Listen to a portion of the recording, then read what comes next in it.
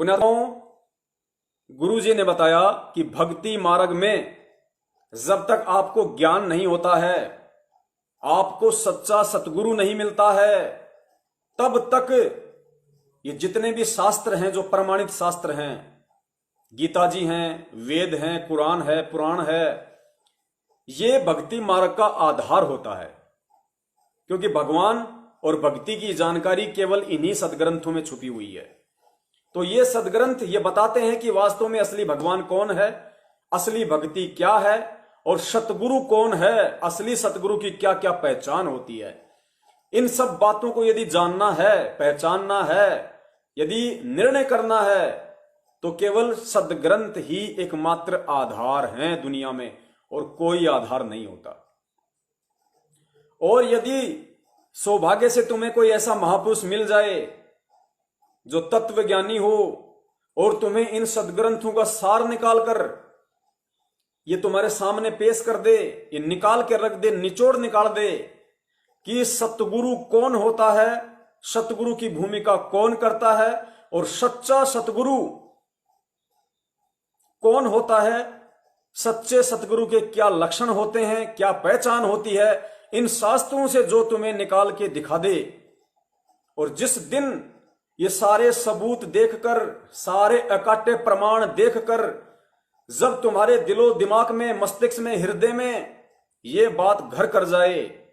आत्मा से तुम इस बात को स्वीकार कर लो कि वर्तमान में इस पृथ्वी पे सतगुरु रामपाल जी महाराज जी अर्थात मेरे सतगुरु से बढ़कर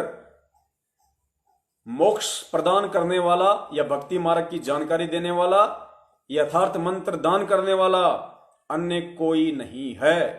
जिस दिन तुम्हें ये ज्ञान हो जाए, तुम्हारे अंतरात्मा इस बात को स्वीकार कर ले कि इस पृथ्वी पे यदि कोई सच्चा सतगुरु है तो संत रामपाल जी महाराज है, अर्थात मेरा सतगुरु है। पुण्यात्माओं, उस दिन के बाद भक्ति मार्ग पे आपका आधार वो शास्त्र नहीं रह जाते, क्योंकि शास्त्रों का काम, शास्त्रों की सेवा केवल इतनी ही थी कि आप सतगुरु की पहचान कर लो। और जब आपको सतगुरु की पहचान शास्त्रों को आधार बनाकर हो जाए, एक एक प्रमाण देखकर हो जाए, उसके बाद में शास्त्रों को किसी कट्टे में डालकर एक साइड में ससम्मान रख दो। उसके बाद यदि आपको भक्ति करनी है, यदि आपको मोक्ष प्राप्त करना है, वास्तव में यदि आपको सतलोक जाना है, यदि उस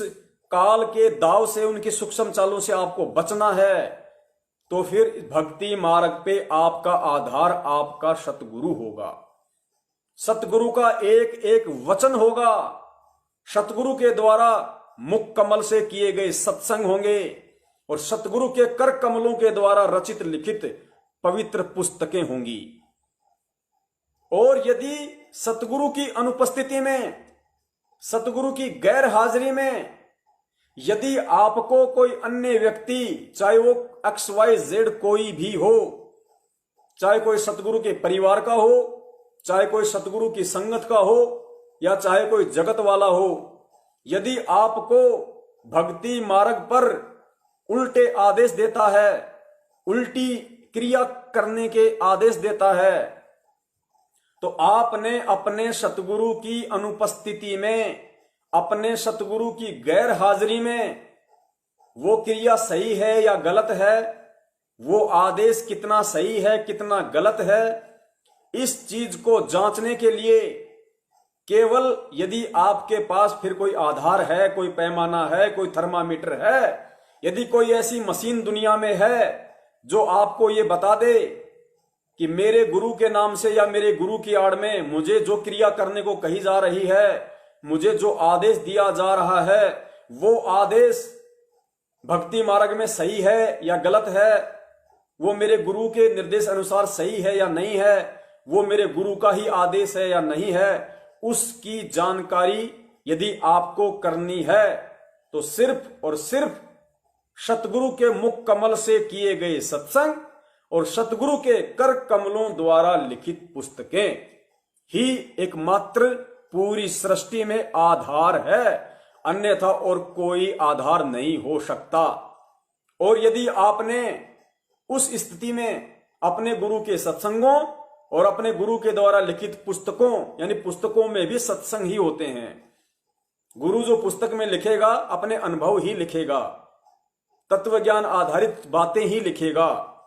उनके अलावा शिष्य के लिए पूरी पृथ्वी पे अन्य कोई आधार नहीं होता। यानी भक्ति का विधान, भक्ति का संविधान गुरु ने अपने सत्संगों में डाल दिया, पुस्तकों में लिख दिया।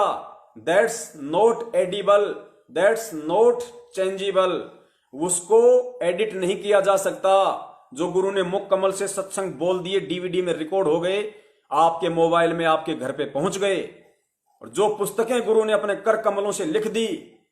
उनमें फिर किसी भी प्रकार का चेंजमेंट नहीं हो सकता। और सन 2014 से पहले जो पुस्तकें सतगुरु ने अपने कर कमलों से लिखी थी, पवित्र पुस्तक ज्ञान गंगा, आध्यात्मिक ज्ञान गंगा, गहरी नजर गीता में, भक्ति सौदागर को संदेश, यथार्थ कबीर पंथ का परिचय, 2-4 पुस्तकें और हैं। केवल वही पुस्तकें जो गुरुदेव ने सन 2014 बरवाला कांड से पहले अपने कर कमलों से लिखी है, और वही सत्संग जो सतगुरु रामपाल जी महाराज जी 2014 तक करके चले गए हैं। ये 2 चीजें ही वर्तमान में हमें